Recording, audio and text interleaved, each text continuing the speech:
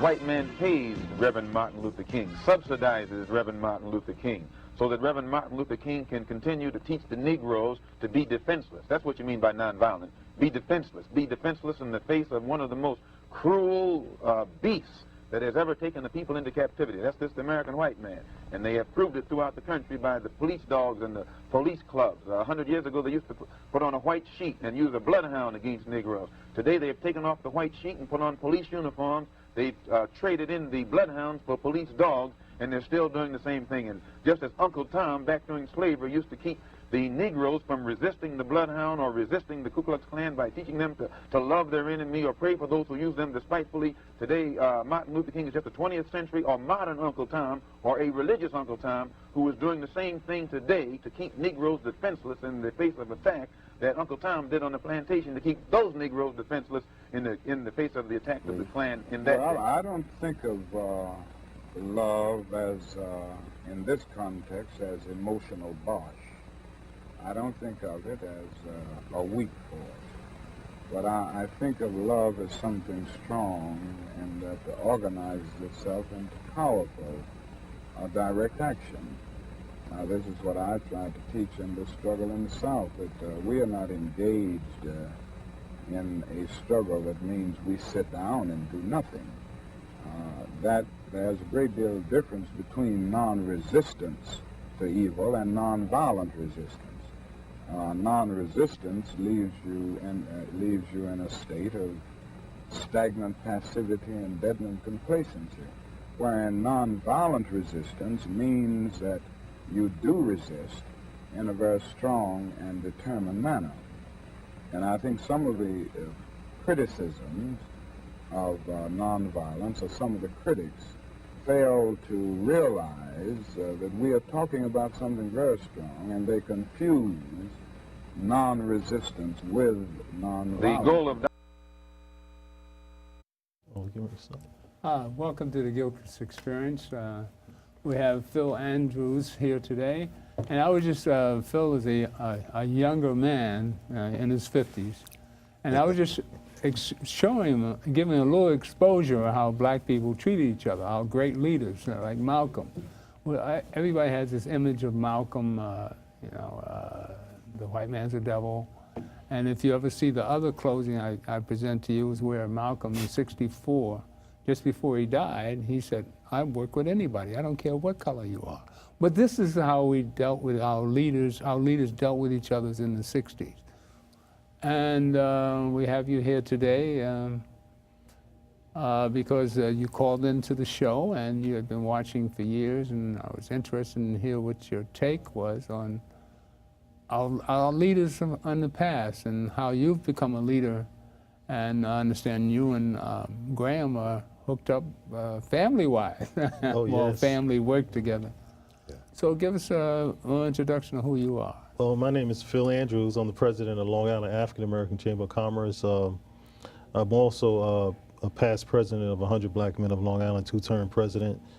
And I was in the 100 Black Men for 25 years, since I was 25 years old. Mm-hmm. So one of the things I want to say is Malcolm X, the best thing I've ever heard on him, I read in a book, he did what we all have the capacity to do. He went deeply within himself and he changed himself.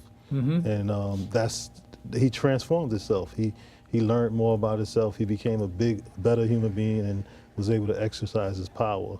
So we all have the capacity to be like Malcolm. Right, right. So that's what you see there as a younger man. Yes. Well, that's what we had talked about. Graham, what's your take on this? Well, all change begins with a decision. Mm-hmm. And every human being has the capacity to change or to improve. It's just a matter of making that decision and then staying with it. I remember years ago when I decided to become a vegetarian, people asked me, well, was it hard? I said, no. Well, did you slowly? No. I made a decision and I started it at that moment and that was it. Mm-hmm. So we think that we need to be weaned off of things at time. Even when I worked in Spanish Harlem with youth, those that were addicted, I told them, you want to get off, you're going cold turkey. Mm-hmm. You're not going into some treatment program and get into methadone and be on methadone the rest of your life. Another drug. Another drug, and even worse than the heroin. That's so they went cold turkey. And I told them, until you're ready to make that decision, don't sit at my desk. Mm-hmm. I'm not here for the chit chat. I'm here. If you're ready to go, we're going. So it's about making a decision, and all of life is decisions. Sometimes we make the right one, and sometimes we make the wrong ones. But Malcolm made the good decisions later in life. It's unfortunate that, you know, they say youth is wasted on the young, but experience brings you to a point where you get a better understanding. We all get to that point, and I guess it's called maturity. Amen. Intellectual, spiritual, whatever. It's a level of maturity. Some of us never arrive, and then others do. That's a great point. You know, when I was in Rikers Island under David Dinkins, we had a program called Institute for Inner Development. You were a correction officer. Yes, for the first time ever under Dinkins, we had advisory people in the community on the board of the jail. And what we did was we was trained to be facilitators as the correction officers. And anybody that know about facilitation is, you know, back in the day, we had a community where if we didn't know what decision to make, we would get in a circle and we would help feedback around the discussion. And that's all we need today, like you were saying, is how do we increase our decision-making capacity? Through facilitation, through community dialogue. I mean, sometimes if these young people knew there was other things involved in success, like mentoring, and we work with them, maybe they wouldn't go into drugs. But facilitation is a very important skill because it's a critical listening skill. And when you listen to people, you could give them advice, but you don't want them to make the alternate decision, because if you make the decision for them, right, you're not really helping them, right? No, so they trained us as correction officers in 8 weeks to be a facilitator, and we had prisoners learning how to read. And the violence came down in Rikers Island, but they took the program away when Dinkins was no longer the mayor. So Rikers Island, you know, is a horror chamber today. And most of my audience know Rikers Island through Khalif Browder. And the reputation of correction officers during his little stay there makes you ashamed to be a correction officer. What do you think about the correction officer and the Khalif Browder case? Well, I think a correction officer is a leader, just like a police officer is a leader on the beat. And I had a discussion with you prior to coming on the show that I manage my area. I think I was one of the areas that they had the less violence in my whole almost 18 years on the job. They would cut you up after I went to lunch because it's really about management. It's really about being a leader, how you respect people, they respect you. But I was firm too, firm, fair, and consistent, because they do look for role models. I mean, you can, through communication, how your posture, you know, nonverbal communication, all those good things they teach you, it really does work to be an example as a human being. And I gave them everything that they were supposed to get. But if you disrespected me, I was going to toe the line. So I think officers are a leader, and leadership it's always leadership, whether you're in the Army. There's a book in the Army talk about be, know, and do. What if you had to do the right thing in the face of death? Your character had to outstand, and the police officer had to do that, right? Yeah. Sometimes you could be in a tough situation, but you know, be and do, and you do the right thing at the end, because it could save your life and your partner's life by having character. Character is important in tough situations. Always, always. As Martin Luther King, you have to judge people by the... Come on, I'm only allowed to do that, you know. I was trying to pound it off. I thought I pounded it off. Anyway, the strength of your character, you know, we should judge people by the content of their character. And I trained thousands of officers. The academy was so impressed with my leadership in the prisons that they waited to bring the recruits to me to train for many years. What would you do with Rikers Island now? Close it down? Well, I think it's a leadership. The officers are scared to do their job, but I had this discussion with some current officers. It's always leadership. It's always leadership. It's always, nobody can say you can't defend yourself if you need to, if the situation. But every situation is different. But I do believe that it's about leadership when you're dealing with people. When you're dealing with people, whether it's on the street, one-on-one, a police officer, some people you could be a hothead officer, right? Yeah. I mean, I've seen officers plenty make of 'em out mistakes. there. I told them, hey, the area is secure. Why did you open the door? We all were safe. Now you brought the situation out with thousands of prisoners. So I think we have to use our sense. You know, it's really, you have to use good old common sense and people skills. Everybody out there knows maybe one or two good cops. But it seems like I always get the good guys on my show. Oh, you know. We get to some of the bad ones if you want. Can you tell me some of the bad situations that you've been in when you've come? I mean, Graham has plenty of stories about that. Well, most of my stories was good because when I was working, I was doing the right thing, and even the management used to come to me, and they would say, "Man, I don't know what's the matter with the officers. They ain't doing the right thing." Well, I said, "You got your foot on the desk. You have to lead by example as a supervisor." Okay. So, like, it's a ripple down effect. One time we had this warden, he was so outstanding, and he carried himself with such thing. Don't let them see you slouching. You know, posture, all of those things, pride, Right. with the appearance of your uniform. Yeah. So we have to be the example, and you know, you can't expect somebody on the line level to do the right thing if the people on the next level are not doing the right thing. I think we should talk a little bit about what happened this morning. So what I want to do is, we're just going to divert to, we'll get to your business end of it. But I just want to run a piece of Central Park 5. Run that piece for me. And we're going to talk about Donald Trump and who's incited all this violence that came up this morning with the attack on the Republicans and the ball field. All right, we'll come right back at you.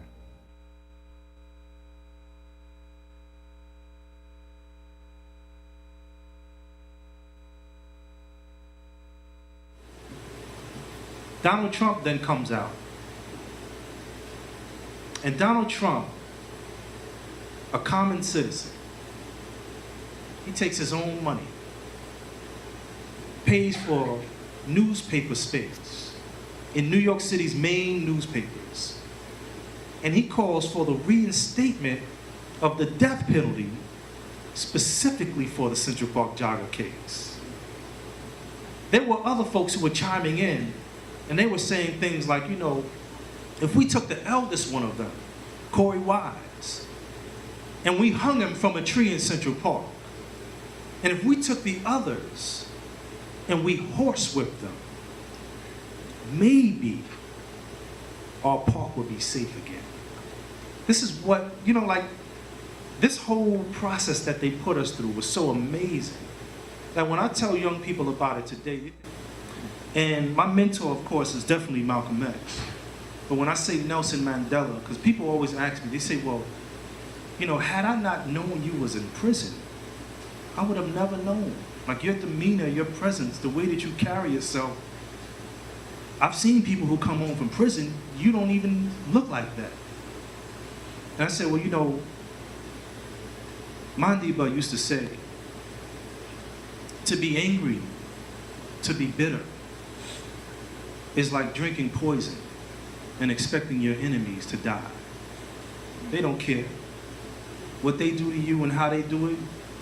They're like, man, I mean, I'm sure Donald Trump is sleeping on his plush king-size, you know, custom-made beds with the pillowcases and all of that stuff that has 8,000 thread counts. I'm sure, you know, somebody wrote in one of the papers, they said when they found out that we were innocent, you would hope and wonder that we would have received some sort of apology. And they said this thing about apologizing was the dust for one of his maids to sweep up.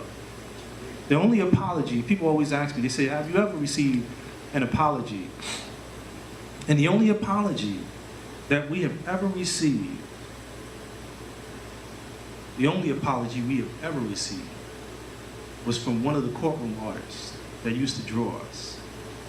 You know, we went run over by a few different trains, and we looking, we see some light, some trains and some cars that run us over. And we think that this is the justice coming, you know. So with that, like the slave ships when they sail, but they don't know my people was made to go. My people are slaves to come. My people got more people for them. Got more people, more sisters and brothers. My people stay strong and honest. My people will never fail. My people will remain with a story to tell. My people was made to go. Impressive to say the least. But that's the story of Donald Trump, what he incites in people. And like my man said, to hate is to drink poison and expect your enemies to die. That's so profound. That's the lessons that he learned. Like, we can't hate, but we can correct things. Now, how do we do that? How do we learn to stop hating each other and killing each other and blaming it on somebody else?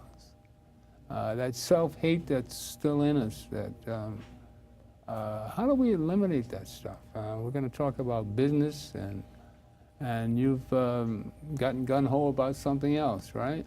Oh, yeah, that's true. And you're head of the Long Island African American Chamber of Commerce.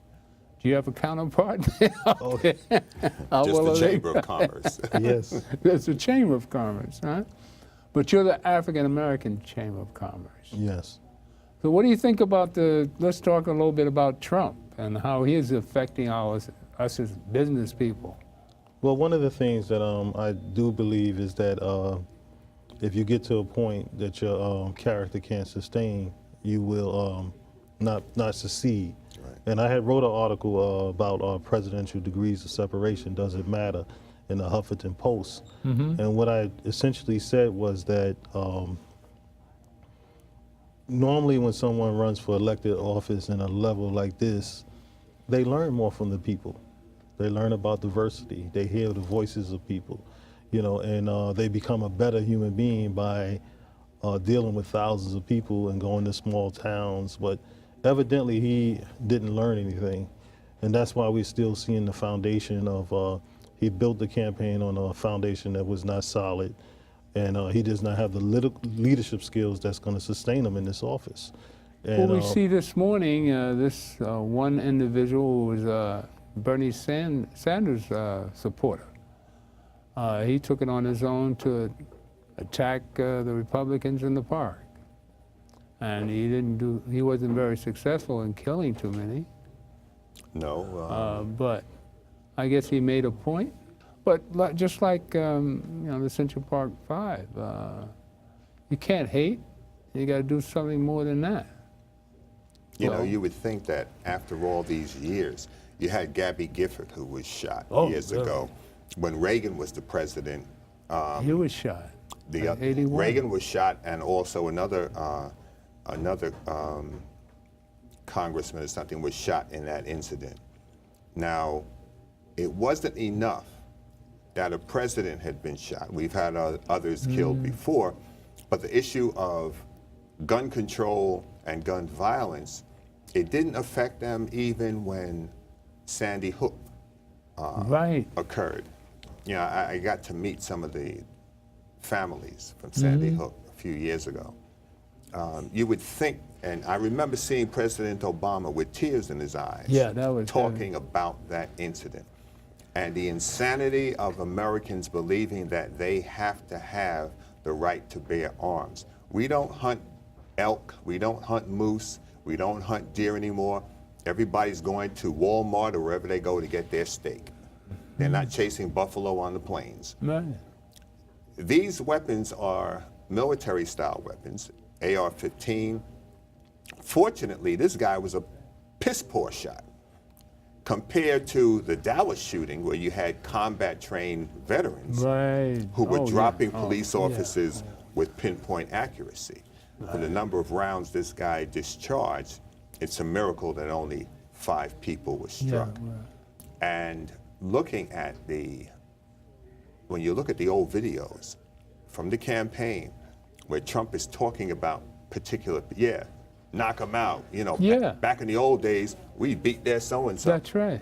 This is what he has fomented. That's right. And it's come back upon the people who failed to take action. And this is the thing. The philosopher Burke said, all that is necessary for evil to triumph is that good men do nothing. Do nothing. But you really can't be a good man if you're doing nothing. You're not a good man. Good men do something. But these congressmen have stood behind this Second Amendment, and it's come to the point where even a congressman had his 10-year-old son with him this morning. Was he hurt? He wasn't hurt. He was able to get to the dugout, and he hid under the bench, and they covered him. So he wasn't hurt? Wasn't hurt. But think about it now. You have congressional members and a congressional leader who is shot.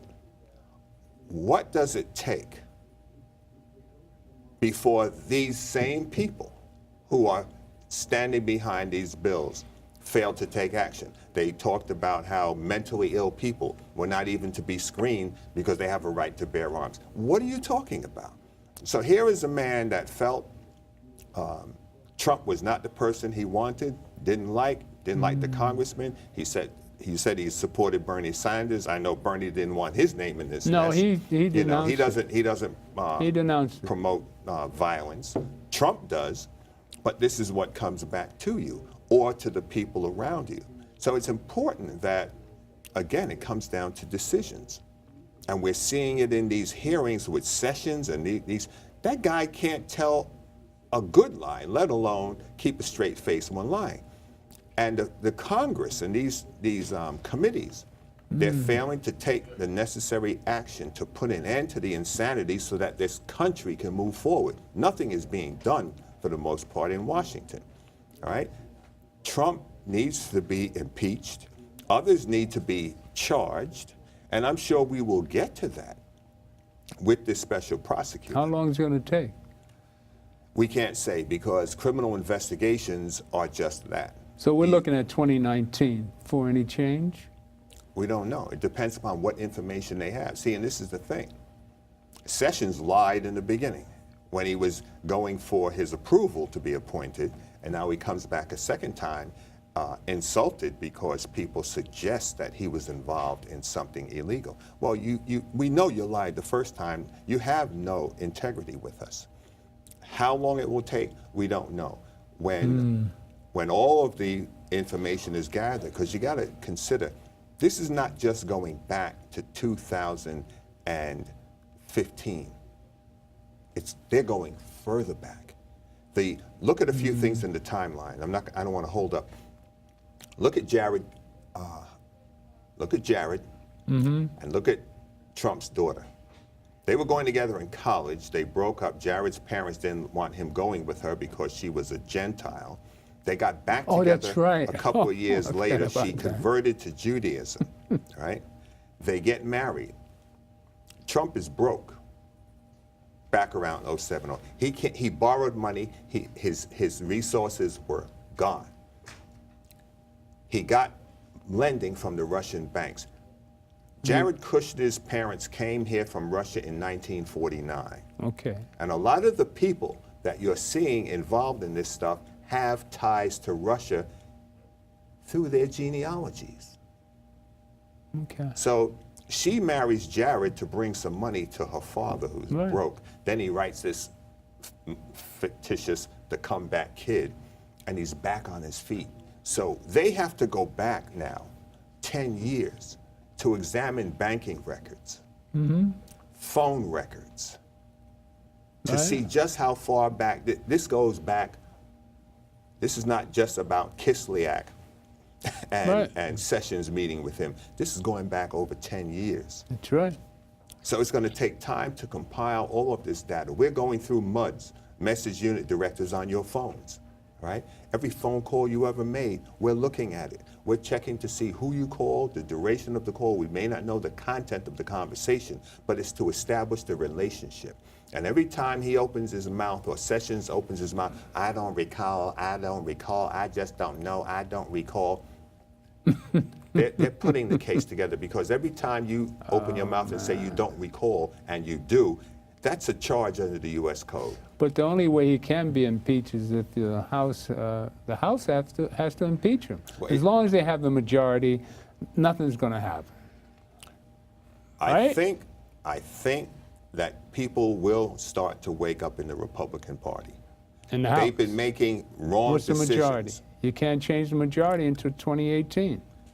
The thinking of the majority to have him removed from office, that is doable. You think so? That is doable. And if he's charged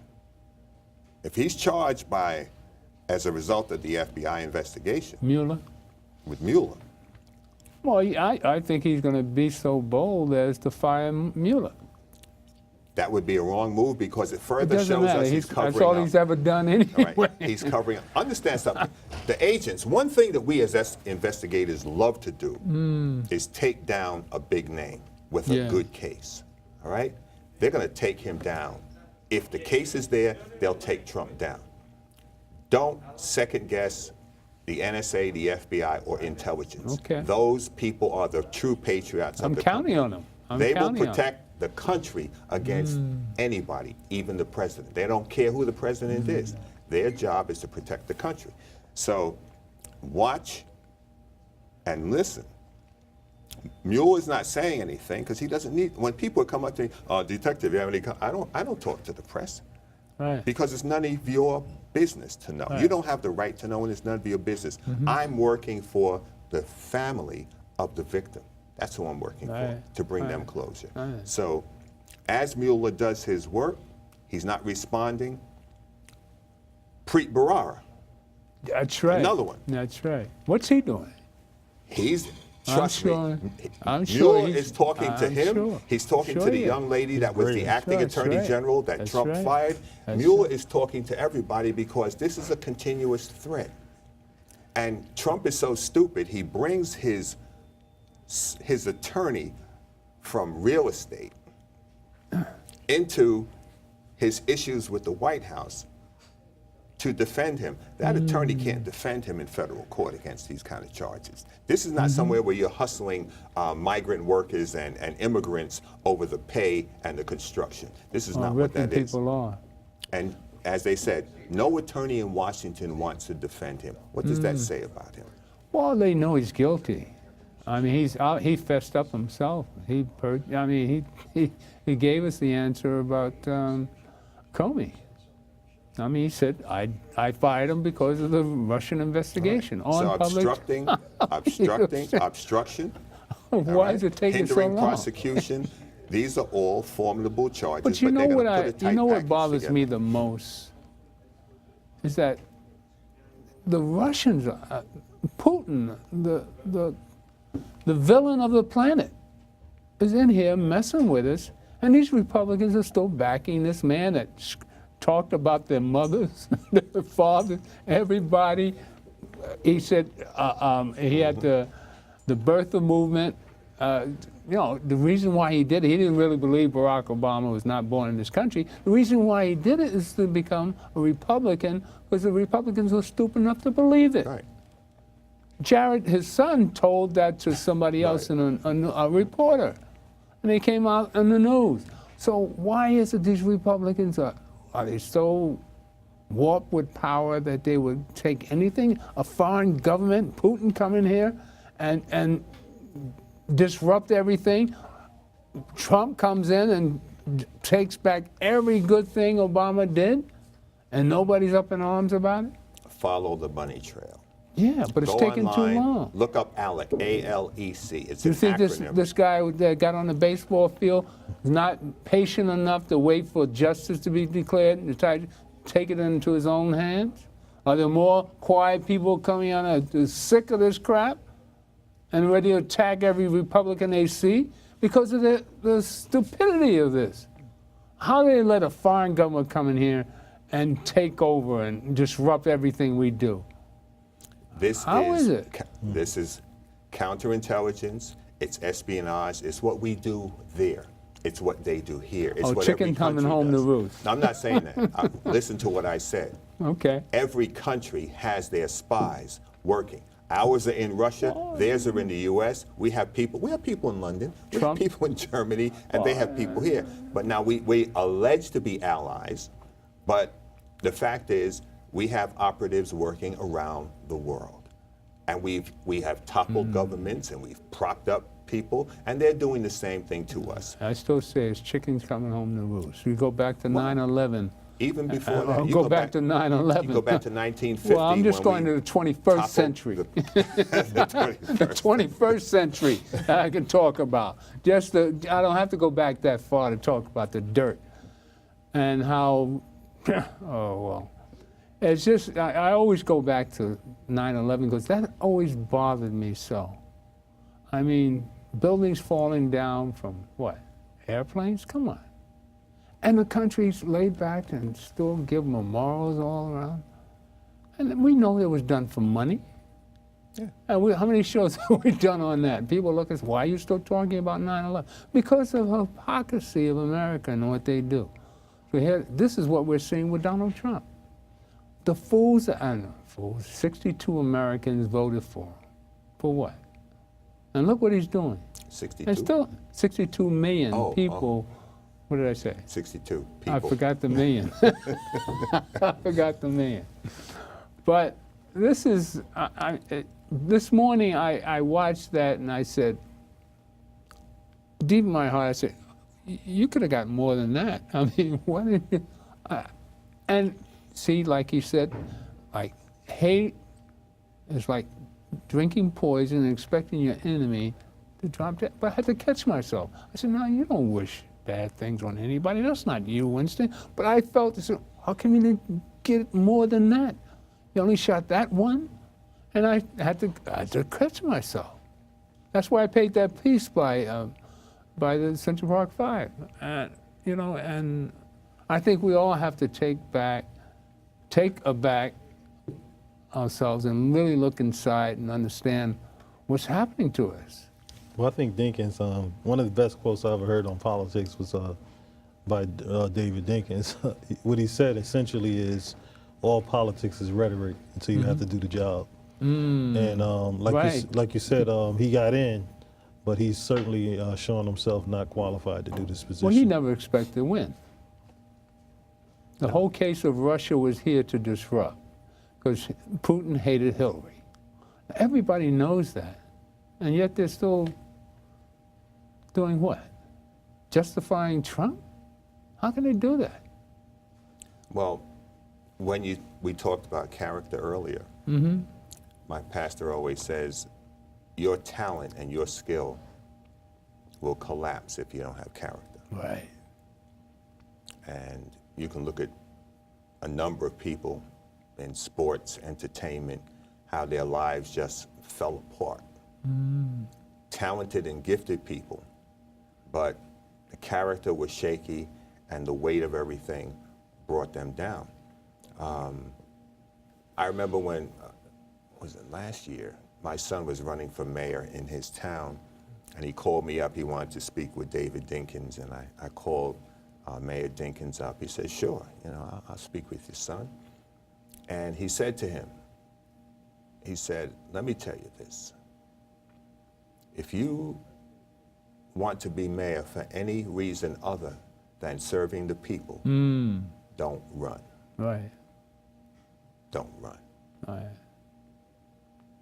And to get that, you know, my son was so blessed and proud to have gotten a few moments in talking with a piece of history. And he said, no, that's why I want to run. He said, because I see what's going on here where I live, and I want to make a change. So Mayor Dinkins said, then run, do the best that you can. We have gotten away from, you know, we have political parties which take precedent over the country and the welfare of the people. Even the evangelical movement in the country, I read a number of articles. The evangelicals, you know, they're always like, we have a lock on God and all Christians are Republicans and they were backing Donald Trump. How can you as an evangelical back a man like Donald Trump who boasts about grabbing women's genitals, sexually abusing Lowlight. women, and the things that he was talking about. And in the article, they said that the evangelicals have forsaken God and taken hold of Donald Trump. And that's the thing. Where is the true integrity in who you are and what you are? When you put someone before, in terms of the politicians, when you put your party before your country, you're wrong.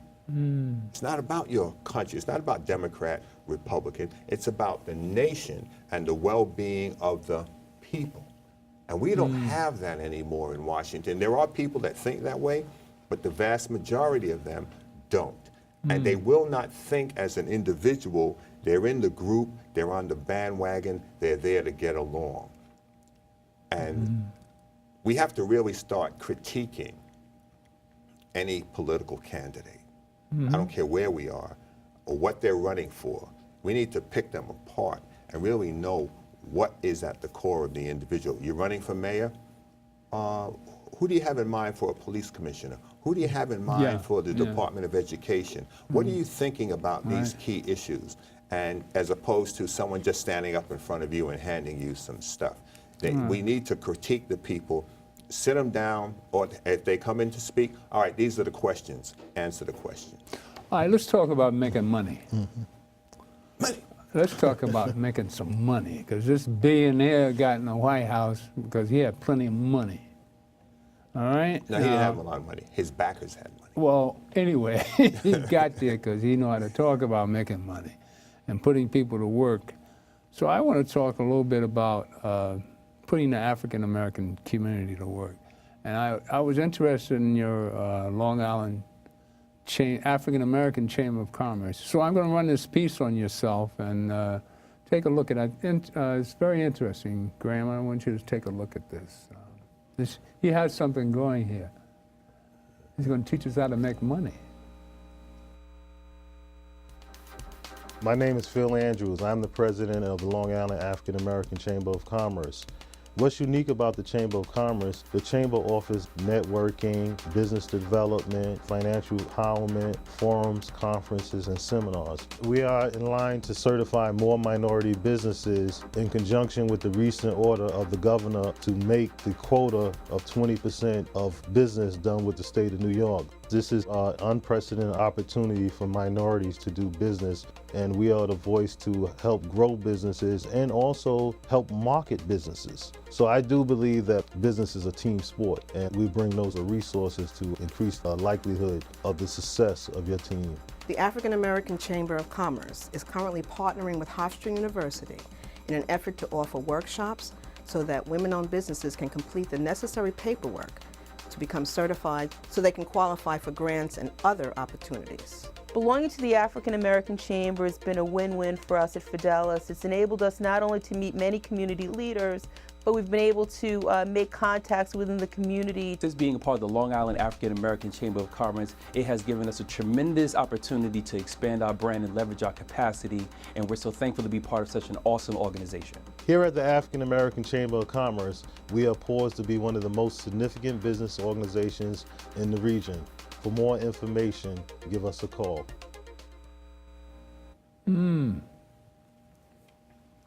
Very good. I mean, that's, so I want to sign up. All right, I've got a whole community. I got all of Harlem for you. Matter of fact, I've got a complex called Esplanade Gardens, 1,800 apartments. I don't know how many people is in there. But this community needs to learn how to go into business, because that's a bunch of people and a bunch of money there. Now, how would you start with development such as that, and take it to every other development where there's a large African American community? Well, one of the things I'm a big advocate of, we need to rebuild social fabric. You know, when we have a sense of community, when we have an organization, give you an example, the National Business League with Booker T. Washington predates the U.S. Chamber of Commerce, the largest chamber of commerce in this country. Now, we had a Chamber of Commerce in 1901 that Booker T. Washington established. Why isn't there chambers in Atlanta? Why isn't there African American Chamber in Harlem, all of these places all across America. Somehow we lost our way through integration. So what happened is we're rebuilding that. Even when I started the chamber, most of the African Americans in the community said, oh, we don't stick together. You know, we don't do business. That's right. I don't talk that language. Okay. When they talk that, I shut them down. Okay. Because I'm showing you that I'm doing it right now. Okay. So one of the things that we have a problem with is language. We perpetuate a lot of language that's to our own demise. Okay. And we have, we established in 2010, I took over in 2013. We got 200 members already, and we've been on WABC, NBC, Positively Black. We got the system automated, and we, by geographical nature alone, being 1 million African Americans in Brooklyn, 500,000 in Queens, and about 300,000 in Long Island. Hey, we geared to be the largest. There's 300,000 African Americans in Long Island. So we got the largest concentration of African Americans in the country, and probably the wealthiest, right? I would say this market is one of the wealthiest, highest incomes in the nation. So we got plenty of businesses, but we need organization, and that's one of the things. Organization is mean people coming together, work, people with different skills. Now, if the business can't do it, you know, because business people have a different type of drive. You know, business can make something out of nothing. Matter of fact, that's what I call business. High drama, the art of making something out of nothing. That's what businesses do. So you're going to put me in the business and take all my production for the last 20 years, and we're going to start to market all that stuff, right? Oh yes, definitely. I think you definitely got. It's a product. Somebody I happen to look at some of the shows, and you know, and I'm sorry I didn't look at more of them. I'm going to look at probably all of them because there's something I can learn. Like I learned a lot about Gil Noble the other day. Okay. How he got into broadcasting. How he missed the mark on Malcolm X, and I'm looking at this guy like he's a legend. Yeah. But yet he missed something as simple as knowing that Malcolm X was an important person. Yeah. You know, and he held that guilt with him the rest of his life that this is why I'm producing what I do. A lot of us didn't know about Malcolm till after Malcolm died. That was his whole point. But that's what happened with most of our leaders. The same thing with Martin. And with, you know, all of them. But Adam Clayton Powell said, remember Adam Clayton Powell, he said, it's in your hands, it's in your hands. The power is in your hand. We have a tremendous amount of power. Okay. And even one of my mentors, he used to always say, we have the power, internal power to define, to alter, to transform, to even upgrade our own image. When we learn how our own mind works, we learn how all minds work, and thereby we can transform that understanding to others. So we got a lot of power. Right. And one of the things that really inspired me was George Washington Carver. Okay. They asked him, how did he get so much out the peanut? You know what he said? He said, well, if God is in the peanut, then an infinite amount of things can come out the peanut. Oh, I never heard that Then before. He went and he said, well, if the same God is in me that's in the peanut, then an infinite amount of things can come out of me. The whole of life is knowing the your relativity to your maker. Yes. That's how he was able to extract so much out the peanut. Now, simply if a peanut can get that much out of it, I think we could do more. Amen. Amen. I like that. That's inspiring. That's phenomenal. And I got this book in the jewel. I just happened to go to the library one day. They had one of the best collections in Long Island, Roosevelt Public Library. It had a book with that quote. And that changed. Say it again? I went to the library. No, say the quote. George Washington, somebody came to ask him, how did he find so much in the peanut? And he said, if God is in the peanut, then there's an infinite amount of possibility in the peanut. Then he said, if the same God is in the peanut, then an infinite amount of things can come out of me. The whole of life is knowing your relativity to your maker. That quote changed me. You know, I mean, we got unlimited potential. You see, well, most black people don't understand the spirituality that lies within them. That's what we talk about at every show. You know, the God in me loves the God in you. They think that's just a saying. But that's what we have to feel and generate towards each other. We have to learn to be fair to one another. There's a creative essence that man has. And if we just step back and just detach from a lot of the noise and the rancor out there. Donald Trump. And sit down and think and meditate and just ask God, you know, like, what do you want me to do?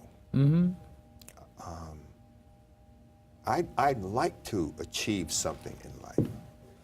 I think that God will give it. He says he will give to all men who ask, and he gives it liberally. I was with a friend. We were hanging out on the weekend, and our wives were playing golf, and we were in Brooklyn in the heat. You know, they were in South Carolina playing golf. But I thought about golf, and I said, wait a minute. How many times have I lost a ball playing golf? Then I thought, I can take out my phone and I can see where my car is. If I've parked it somewhere, it'll show me where my car is. That same GPS, I could put that in a golf ball. And he said, wow. That's inventive. Now he's in engineering. I said, all right, this is it. This is it. Tonight we're on this thing. And I said, I got golf balls at home. I'm going to drill down. I looked into how golf balls are made. I'm looking up all this stuff. Wow, that's $1 million idea. And he says, great idea, but somebody thought of it already. And they've come out with the GPS golf balls. They're on the market, just coming on the market this month. And I said, man. Solve the major problem. So it's there. Somebody thought about it a long time Somebody ago. got it. Somebody was ahead of me. But today, I thought of something else. Uh-oh. And I told my wife, she said, that's a great idea. Don't mention it now. And she said, and no one has come up with it, because if it was out, we would see it. So, and you know, the difficulties of minority-owned businesses, and not minority, and we're not the minority. We are the majority. The people of color are now the majority in this country. Black-owned businesses. So we know for many years, white women who were fronted by their husbands received most of the financing for women and minorities in business. How does the Chamber of Commerce deal with some of that? And how do you help people? I know you had a list of things that you do. Do you help people put together a business plan? Is a business plan truly necessary to get started, or is it necessary later on once you got yourself sort of on a solid footing and you might need financial assistance? When is the business plan really necessary? I think and before that, okay. Explain what a Chamber of Commerce is. Oh, okay. Well, the Chamber, most people don't know. Well, Chamber of Commerce is a 501c6. Okay. It's a membership-based organization, meaning we do some good for the public, but if you join a business, we're going to help you. And like he was saying is a business plan, a simple thing like that. Yeah, business plan is real important. You need to be sold on your own business. So you need a guide. You wouldn't try to go down to Texas without having the GPS. So you need to know where you're going in a business. Okay. But a plan could be fluid, meaning that at different points of your life, the plan different, it changes. You know, you need a daily plan, don't you? Right. You need a weekly plan. You need a monthly plan. You need a mid-range plan. You need a long-term plan. So one of the things that we do is also encourage people, because you may be at a point where your business cannot succeed, and you need sometimes you need psychological support to have an economic benefit. Because sometimes, like, I got members that first thing I asked them, have you ever took a business course? I had somebody in my family had a restaurant. They was serving the food every day to the customers. I asked them, well, how do you know how much it costs what you're giving the customers? No, I just grab a whole bunch and put it in there. You know, well, there's some costs. How are you going to know if you profit if you don't know how much you're spending? So I think business training is very important. We call it capacity building. Technical assistance. It's like, you know, anybody got 8 kids, it's not the same as raising one, right? Right. So when you start to grow a business, it starts to have complexities because there's a lot of things going on at one time. Just like a store, let me give you an example. A store could be selling peach Snapple, and it sells out all the time. And then the customer keeps coming in for the peach Snapple, and what's going to happen? When he keeps coming in, they don't have it, right? That's going to affect your business. So that's why it's a lot of things going on in business. It's like a whole circle of things.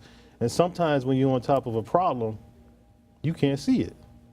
Have you ever been in that situation? Yeah. And businesses are like that too. My mentor say, most business, they ain't even doing business. They doing business because they don't understand business. You have to understand the language of business, cash flow, marketing, management, leadership. So a lot of people go into business based on what they love to do, right? You know. Yeah, and you have workshops that teach all this? Yes, we call it capacity building. We do capacity building. We put in funding for grants. We just got a grant today in Washington, D.C. from the U.S. Black Chamber to support our MWBE efforts. And one of the things that we do at MWBE efforts is we are advocacy. Our voice is so loud, the governor hears what we're saying. Yeah. So the governor calls us. They call me on a regular basis. Sometimes we see something wrong, my members say this is wrong, they ask me to write a letter to the governor. Now they don't know how many people in my organization, right? So that means we can have impact, and we can do some things that the business can't do themselves. Because if the business do it, what they're gonna do? They're gonna shut down your business. But we are set up, advocacy is a part of the things that we do. And you know, when you advocate for something, then they come to you as the person that has the voice. And agencies, what we also do is sometimes I go to the procurement people with them, like the schools. They can't get into the schools. I go as the president and take my business to introduce them directly. Because some of it is relationships. Some of it is like, it's a good old boy network. If you don't know how to develop relationships, you know, like, and let me show you, like Queens College, I developed a relationship with them because I got honored with the president. And he was like, oh, I want to work with you. I want to work with you in procurement and retention. Because, you know, Queens College have very few African Americans. But guess what? It's a project right across Queens College, say that again? Very few African Americans. Where? In Queens College, in Flushing. In Flushing. On Casino Boulevard. On Casino Boulevard. You're kidding. But it's predominantly Asian and Indian. But they want to work with me so they can recruit African male teachers and more students in that population. So sometimes when you have a leader involved, you know, that's Trump territory, huh? Yeah. We give more resources to the community. So technical assistance is one of the things we do. Access to capital. Finding money is very important too, because some businesses, they don't know how to access capital. So we just put on an access to capital. We brought the Small Business Administration. We brought banks, technical assistance. Some people don't know, they get to a certain point, they don't know how to grow their business to the next level. So we work with Goldman Sachs, 10,000, all type of different programs they got. But what I found is if African Americans are not involved, like on a leadership level, you have to have somebody advocating for you. Just like, that's how 100 Black Men was started. You know, the 100 Black Men in New York City? Somebody had to be the voice of the downtrodden. Somebody got to have power, meeting power. Because, you know, you don't get access to these things unless you got power. Like, give you an example, in Nassau County, I sit on the Controllers Committee for MWBE. I mean, that's a big deal. He got a minority business enterprise committee, but I sit on his committee. So if my people in the community have a question on how the county dollars are being spent, I tell them, come to the meeting and address the county, let them hear. Because, you know, it all goes, a lot of this goes back to if people ain't doing the right thing, put them out of office. Right, am I right? Because your power, to me, voting is power. And even Trump said it. He said we were sleeping. We were sleeping at the wheel. Many of us didn't come out to vote. And traditionally, you know when we vote the most, right? When it's an African-American candidate. Then it's off the channel. But I believe my philosophy is I vote every day. I vote every day by my action, by my participation. That me being at the table. Because someone said if you're at the table, you could take something away. And you can also put something there. So I believe in being in the room, being where we need to be, and advocating. Because advocacy is a big piece. You know, you ever heard of a nonprofit advocating and then get millions of dollars? Because they become that voice of mentoring. So as we become the voice of a business entity, and now other organizations, other communities come to us too, because there's other companies that want to deal with our market. We say we do business with other people, but we do business with each other too. Because, you know, we ain't going to turn down no greenbacks. You know, what do you market? What do you market? Well, we market, one of the things we do is we market the businesses inside the chamber. By them being in the chamber. What sort of businesses do you have in the chamber? We got multi-million-dollar project managers. We got ladies that sell electrical equipment, businesses that you wouldn't even think African Americans is in. We got attorneys, of course we got the insurance brokers. So we got a diverse, very, very diverse organization. So inventors? Not yet inventors, but those are things. We do have one young lady, she's from Harlem. She went to school to design her own shoe. So I've been working what? with. She could design a shoe from scratch. She went to FIT. FIT. Oh. But she can design the sketch went the to shoe. FIT. But what we've been doing with her, I sent her to Weibo. You heard of Weibo? Yeah. She's now in the 10th week of Weibo. I sent her the Access to Capital. She's now going to be on there's a program coming to Harlem Parks. She submitted it, and now she got into the Harlem Parks, and she's going to be selling her stuff. So when you're around business people, you get better. You know, is McKissick Architecture? Oh yeah, we work with them too. They do the storm recovery. We did one seminar with them in Amityville. McKissick, that's a second generation. I think it's a third generation. Third generation Black firm. architecture Wow. firm. Been around a long time. They built Mega Evers Wow. down in Brooklyn. Yeah, They built yeah, that. That's yeah, one of yeah. their projects. They're doing terminals out at Kennedy Airport. They've built multi-million-dollar projects across the country. But I've heard of them. I didn't know they they're were based black. in Brooklyn. Oh yeah. Yeah. But one of the things as a company, simple things like that. We have another young lady, Barbara Amon Corporation. She's got a multi-state firm, and we had her tell her story. You know, talk to our community how you navigated this challenge. You know, and that's what we need to do too. We need to highlight our success, because sometimes we focus on the failure so much, we don't even get to highlight success. Where, like, I heard some people would say, well, so I don't got to wear my blackness on my shoulder. Sometimes it may be appropriate. Sometimes it may be another strategy. Yeah. Sometimes it really is relationship. What I believe is relationship, but we're gonna knock on that door. I'm gonna send a letter. I'm gonna advocate. You know, and it seemed to be working because what community don't have a business organization? Well, you know, what I see here is the strength of your character. You know, throughout this whole program, you've shown me that how you've grown over the years. You've come out of a policeman background and with no wounds, no psychosis.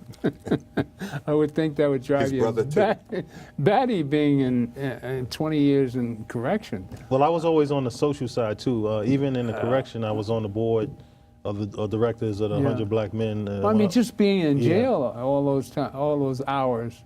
I don't know, just my imagery of it. Well, it's nice meeting two nice guys in corrections. Time to go. Stay tuned for more of the Gilchrist experience. Hope you found something acceptable and growing. And let's get rid of Donald Trump. The God in me loves the God in you. Yeah, be careful how you say that. They might misconstrue that. No, the men in suits will be at your door tonight. Hey, come get me. All right. God in me loves the God in you. Stay tuned for next week. More of the Gilchrist experience. That's 10 seconds. 10, 9, 8, 7, 6. Oh, she's got the Gilchrist experience up 3, there. 2, 1.